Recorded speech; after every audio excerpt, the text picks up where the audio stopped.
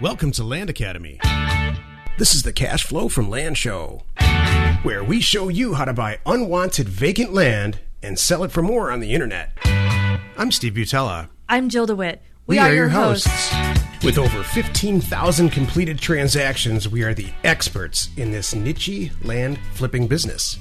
We hold a drawing to win a free property every month. Enter to win by reviewing this show on iTunes and downloading our free ebook at landacademy.com. All right, let's get this show started.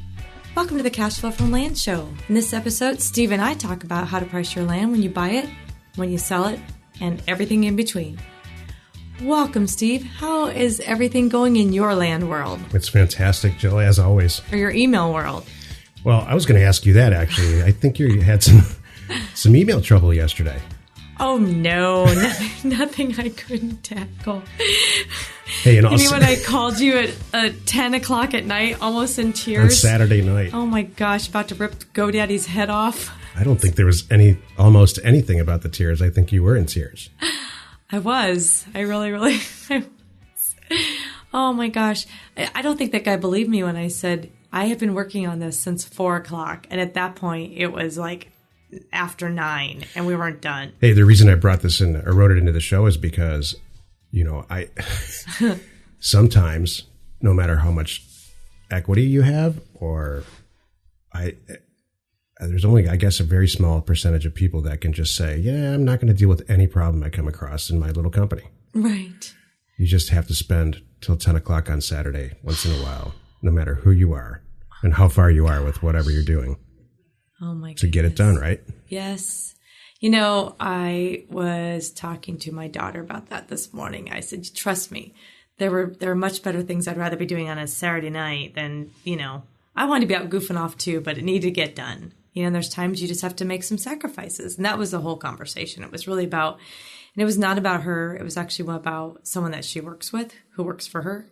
Anyway, making sacrifices sometimes when you really, we all want to be goofing off, but it needed to get done. Right. And that was it. So, and it was so funny because part of my frustration is I'm sitting with the guy and he could hear me I'm heavily marking things on my desk, right? And I had to explain what I did. I'm like, I am right now crossing off everything I had written down that I was going to tackle tonight and get done on my way home because none of it is going to happen. It's all now moved to my Sunday list. So it was really funny. Well, maybe we can make up for it and on a Wednesday, because that's what's nice about this business model. We can do pretty much whatever we want. Well, that's true. Yeah. I don't mean, sorry, you put me right back in that mindset. Sorry. I was, it's still fresh in my mind. I'm still a little not hurt, but I'm still a little worn out from the whole email mess event, which is now resolved. Thank you very much. But yes, the point is, I stayed late on Saturday night. Because why? Because I'm taking off Tuesday, Wednesday, Thursday, Friday, Saturday, You're taking Sunday, off what? By the way, because I can. So there you go. And I didn't have to save up sick time. I don't have comp time. Any of that. So, yep. All right. So that's enough about me. What's going on with you? This is, I've been paying an incredible amount of attention to our regular listening audience. This new podcast we just launched here, it's, 25 episodes old. An overwhelming positive response we're getting, actually an extremely positive response. But one of the things that I've heard between the compliments is you guys are horsing around a little bit on this one, and you're not really answering as many questions as you did on the last one. So I wrote a series of, 15 or so episodes that are a little bit shorter, same format, but we try to answer direct questions. And cool. I think, what was the name of the show today? There's a direct question in this, I think. It is. This is me. I get to ask you. This is me interviewing you. Stephen, how do you price your land on the buy side and the sell side? Would you share that with us, Well, please? Jill, that's an excellent question. I'm glad you asked. I don't usually get, it's funny. I don't usually get to interview you. And even when we say we're going to do it, you kind of always just kind of take over as the host. So I'm going to try to keep you in your place right now. I am the host. Would you please answer the questions? I saw Oprah Winfrey being interviewed on the Ellen DeGeneres show, and it was that's exactly what happened. It's just so in her bones to be kind of the hot talk show host that Ellen started. She talked for about a minute and a half, and then Oprah took her whole show over. And I bet it was one of the best rated shows ever. Mm-hmm. Well, didn't we see her just a couple weeks ago on what was the Channel 5 for us? ABC Morning News with Charlie Rose and Nora and Gail. Yeah, same thing there, That's right. Oprah's sitting there, and before you know it, it's not their morning show at all. she bought the radio station. The television station. Right. Well, and it's not even that Oprah's demanding everyone's attention. Everybody loves her. You're just drawn to her. It's the Oprah effect. Yeah. So you have the Oprah effect. Oh my gosh. I have the Oprah effect for 15 listeners. Steven, you're my Oprah. Oh my God. It's yucky beyond discussion. Okay. All right. Steven, back to the point. Will you please walk us through, how you price your land? What's important to you? How do you do this? Excellent. So this is how I have priced our land since the 90s. You always start with what you're going to sell it for. So it takes a bunch of research. You go out on the internet, you go on certain websites like LandWatch, Land and Farm, and eBay, let's say, Craigslist maybe. If you really want to get serious about it and you're new at this, I would do all of those things all the time. Zillow and Trulia too. So what is that? 5 or 6 sources. And you kind of see what other properties are selling for or what they're listed for. And then you work your way backwards. So my theory is, especially when you're new in this business, you always want to be half of the price of the lowest comparison value. So let's use a real quick example. 40 acres in northern Arizona. They're all selling for generally $20,000 or $30,000, but there's some rogue guy out there that wants to sell his for 10, or let's say 12. 12 is a great number. So if a property, the lowest priced comparison value they can find is $12,000, you want to sell yours for $6,000, but you want to double your money. So you want to buy it for $3,000. 3 acres for $40,000? Wait, did you do that backwards? No. 3 acres for $40,000? Oh, 40 acres for $3,000? I went, wait a minute. Hey, as the host of the show. Wow. Thank you for correcting me. My dyslexic math. So I didn't tune out, did I? I thought that you totally tuned out. No, I heard that right. It came out wrong. I'm sorry. It's okay. So 40 acres for $3,000. Right. So it all starts, my whole point is this. It starts with what it's selling for, and then you move your way backwards. So, okay, great. So, how do you do that? You've got a long list of property. You're going to send a bunch of direct mail to people who own these properties. And you've identified them as people who don't want their property. And they're probably going to call you back and say, yeah, please write me a check for $3,000 or whatever. So you can price it on a price per acre basis. In general, we never pay more than $100 an acre.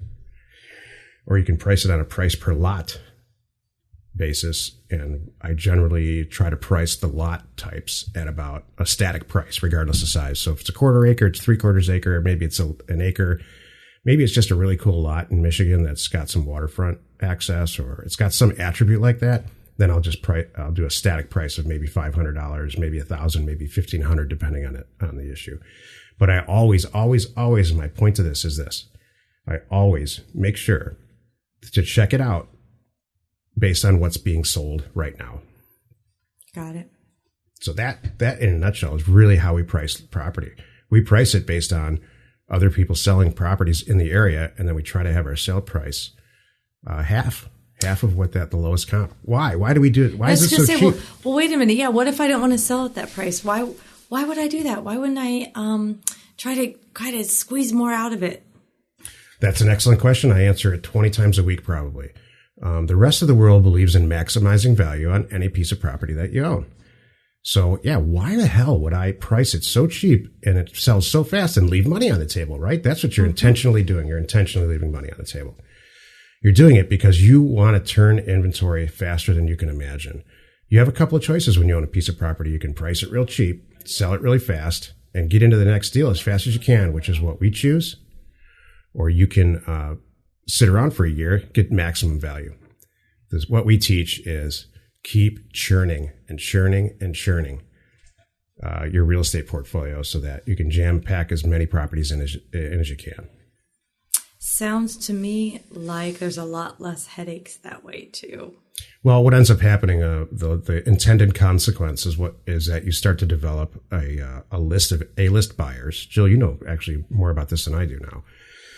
You develop a list of what we call an A-list of buyers, maybe 5 or 10 people they sell retail. So now we're turning property. We don't even market it anymore. Almost all of our property we don't market. We just call people that we know and say, look, we've got a property.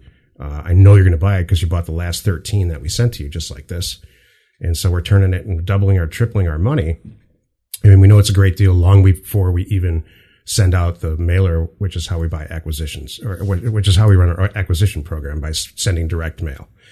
So it really takes all the guesswork out of this, in my opinion. And our members have been always responding to this very favorably.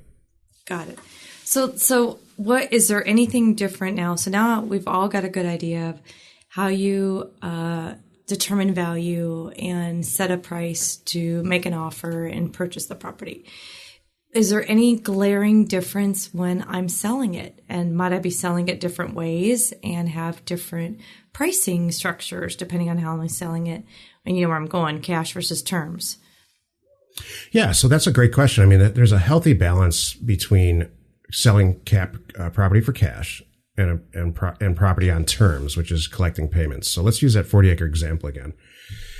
Let's say you have 3 40-acre properties and you're into all of them each for $3,000, right? We implemented what I said earlier. So you've got 3 40-acre properties. You spent $3,000 each on $3,000 on each property. One you want to sell on terms, which is collect the payments for a lot of years.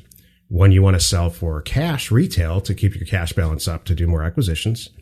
And the third one, you want to sell that day to your A-list buyer. How do you price them? Well, the first one's easy. The terms property, you go on the internet and you see what the market can bear. So if you have a 40-acre property for $3,000, these are real numbers, by the way. Joe buys 40-acre properties for $2,000 or $3,000 every week. You have got the property for, you go out on the internet, you go up to, specifically, I would go to LandWatch and I would see, terms properties are generally selling for about, I don't know, $15,000 to $18,000, maybe $25,000. I would price it right around there. And I would make the down payment incredibly low, probably $197 a month and $197 down. No one does that. Now you're immediately the cheapest person in the market. And if the property looks good, if you've done your job about doing the maps on the internet, doing a good description, making sure you're getting the word out, it's going to sell very quickly. The second property. I was going to say, okay, so these payments, how long am I, so I'm going to get $200 a month for how long typically? Many, many, many years. And that's one of the million little details that we teach in our cash flow from land program. If you want to get into this business, check it out at landacademy.com. But there's ROI analysis. And, a lot of people struggle with that, actually. I'm glad you brought that up. Mm-hmm. A lot of people struggle with how to price things and the math piece of this and what return on investment is, ROI. We provide all that information. And if you go to the resources section in Land Academy, at landacademy.com, we've got several ways to figure that out. And I'd be happy to, if you want to just email me directly, I'd be happy to send it to you, at service@landacademy. You're going to do a plug? Go. No, I was going to give out your personal email address like you did it to me one time. Hey, if you really want to be part of this, call Jill. Here's her number. What the heck? You're probably still getting calls. I'm like, what are you doing to me? So to finish the thought, so that takes care of the terms property. Then there's the cash property. Wait, can I ask another question based on that, though? Yeah, sure. This is one of the things that's my perception, and I just want to say this for everyone, for both listeners, is that I don't know if it's human nature or what, we tend to overthink this. Yeah. And excellent point. And you're a good host. Thank you. I appreciate that. It's not that difficult, but it's really interesting when I'm having this one conversation one-on-one with our members about terms and wrapping their head around the whole thing and how am I doing this and do I charge interest and what do I do with this and that? It's like they're really sitting there trying to find a problem, or not really a problem. They're just overthinking it. And I'm like, you know what? Relax. You paid for it. You're the bank. What you're happy with, what your seller's happy with, that's it. Yes, and we help with all the details of how to, really get the transaction on paper and all that. So everybody's, on the same page. But my big picture is don't overthink it. It's not that hard. And so wait a minute, I can buy it for this and I sell it for this and I just sit back and let the payments come in and I don't have to worry about it. Yes. The answer is yes.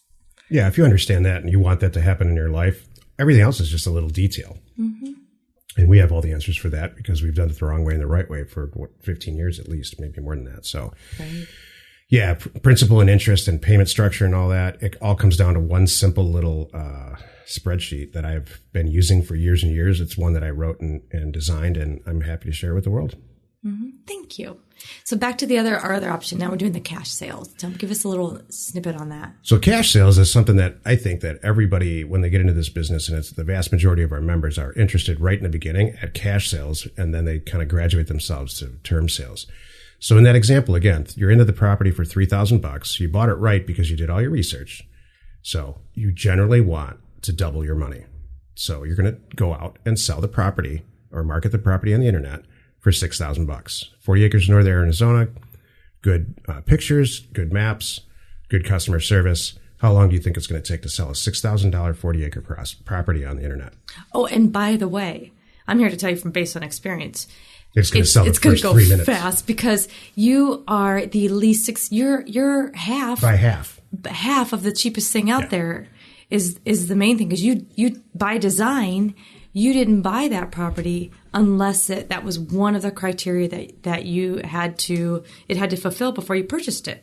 So yeah, it's going to fly off the shelves. The only thing you're going to wish you had 10 of them, and now you're going to go back and you're going to buy 10 of them. I mean, you made my next point because when you sent that mailer out to get all those, that's not the only person that responded. Many, many, many people responded. So now you got, instead of $3,000, you've got $6,000, and you can buy 2 more and sell them for $6,000 each. And now you've got $18,000, and so on and so on and so on. And that's why a lot of our members accumulate a ton of equity very, very, very quickly. It's very, very simple to sell property when it's priced at half of anything of the lowest comparison value anywhere out there. And keep a bottle of Maalox on your desk because when you leave money on the table like that, it's going to take a good 12 months or a year to get used to it. It was killing me when I started just leaving money on the table like that. And in the end, you win. Everybody wins. All I could think of is Mike Dugan because he's a member of doing exactly it. Just like you said, he picked a market. He bought 11 5-acre properties. The first 2 sold. He already recouped everything he put out, and he's got 9 5-acre properties left that he's doing. He's flipping now. It's awesome. Yeah, I mean, he made, I don't know the exact dollar amounts. It's more like I think we figured pushing $25 or $30,000 in his first month. If he does it all wrong. Yeah, I mean, and he did it right. He left a bunch of money on the table. Now he's got $30,000 instead of whatever he paid. I don't know. It was. I don't know. It was very small. It was like $5,000. Exactly. Or something like that. But now he's got, if he does this right, he's never going to have to put any money into his company again. Correct. I started a company with $500. Yes. I believe we generated $20 million over the years. And you still can. $500. No one believes me. But you know what's interesting about that? What's funny is that even though over the years, I mean, when you did it back in 99, it's kind of sad, but we can still find properties in a similar price range to probably what you were working with in 99, correct? Right. So, yeah. Cool.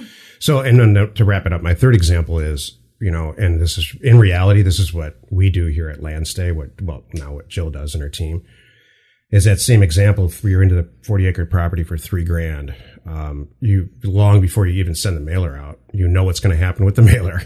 And you're going to sell the property to. So she's got a good, tight little group of A-list buyers, and they're ready to write $6,000 checks all day.